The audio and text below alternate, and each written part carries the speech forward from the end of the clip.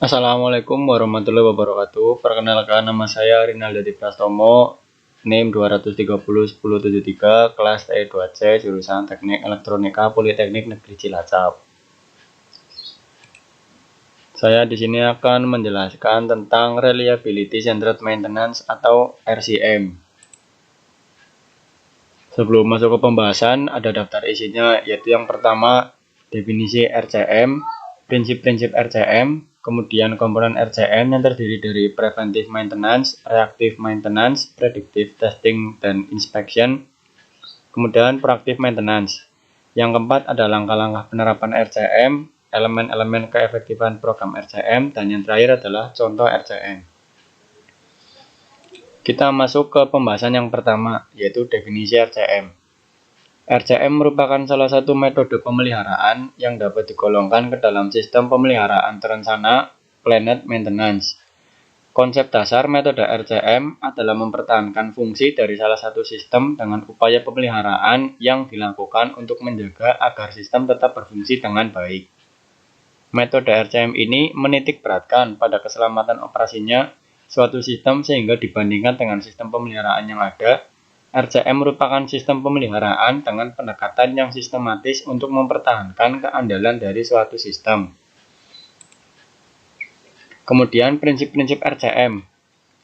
Yang pertama, RCM memelihara fungsional sistem, bukan sekadar memelihara suatu sistem alat agar beroperasi, tetapi memelihara agar fungsi sistem alat tersebut sesuai dengan harapan. Kemudian yang kedua, RCM lebih fokus kepada fungsi sistem daripada suatu komponen tunggal, yaitu apakah sistem masih dapat menjalankan fungsi utama jika suatu komponen mengalami kegagalan. Yang ketiga, RCM berbasiskan pada kehandalan atau kemampuan suatu sistem equipment untuk terus beroperasi sesuai dengan fungsi yang diinginkan. Yang keempat, RCM bertujuan menjaga agar kehandalan fungsi sistem tetap sesuai dengan kemampuan yang didesain untuk sistem tersebut.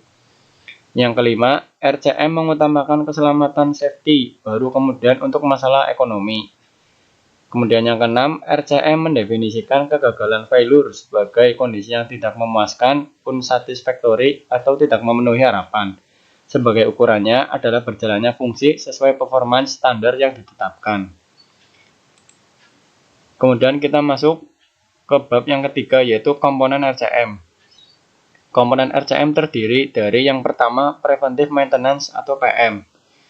Merupakan sebuah tindakan perawatan untuk menjaga sistem atau sub-assembly agar tetap beroperasi sesuai dengan fungsinya dengan cara mempersiapkan inspeksi secara sistematik, deteksi dan koreksi pada kerusakan yang kecil untuk mencegah terjadinya kerusakan yang lebih besar.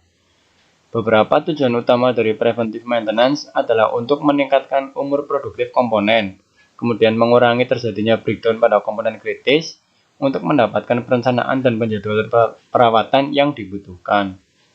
Kemudian yang kedua, reactive maintenance.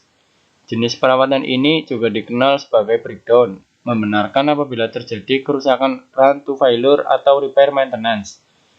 Beberapa tujuan utama dari preventive maintenance adalah untuk meningkatkan umur produktif komponen, kemudian mengurangi terjadinya breakdown pada komponen kritis, lalu untuk mendapatkan perencanaan dan penjadwalan perawatan yang dibutuhkan.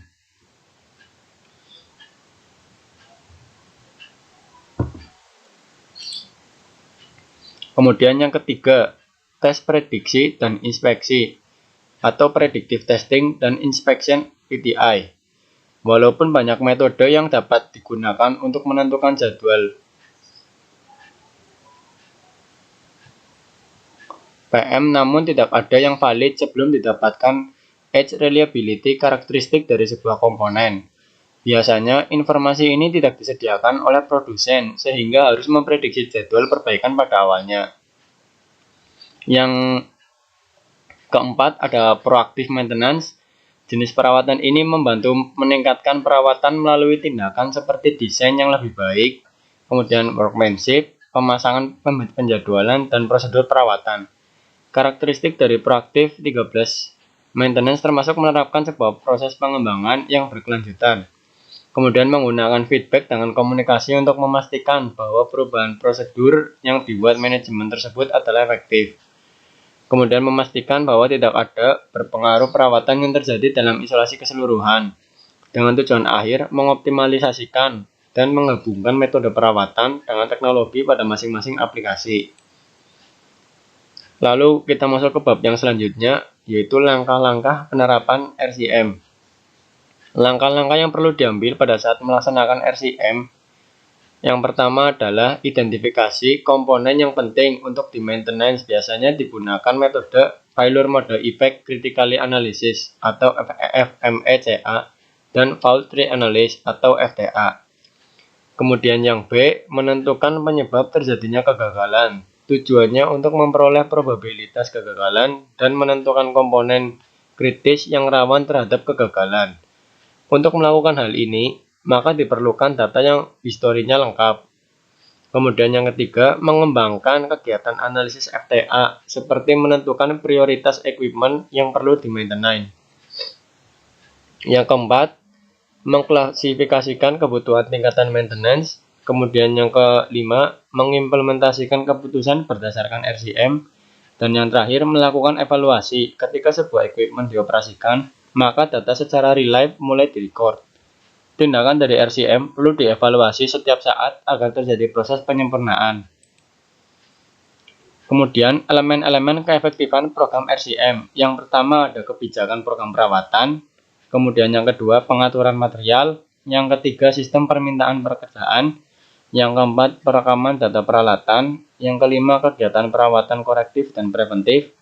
Yang keenam, perencanaan kerja dan penjadwalan. Dan yang terakhir adalah indikator prestasi perawatan. Berikut adalah sedikit contoh untuk RCM. Di sini ada contoh yaitu gardu induk atau substation. Yang pertama, membersihkan box dan isolator, pengecekan sadan pressure, serta penggantian minyak trafo secara rutin dengan yang baru, kemudian lakukan konfigurasi ulang. Bisa diselesaikan oleh electrician. Kemudian membersihkan box, pengikat, dan isolator, serta penggantian minyak trafo secara rutin dengan yang baru, kemudian mengkalibrasikan dengan konfigurasi yang diminta. Bisa diselesaikan juga oleh electrician. Kemudian menginspeksi rotary bearing PMS line terhadap panas yang berlebih dengan cara mendengarkan noise yang muncul saat normal. Lakukan pengukuran panas saat proses normal. Buat work request untuk mengganti rotary bearing bila noise dan panas berlebih. Diselesaikan juga oleh electrician. Kemudian lakukan fungsional test dengan lengan PMS line yang mengayunkan ke atas dan ke bawah secara manual.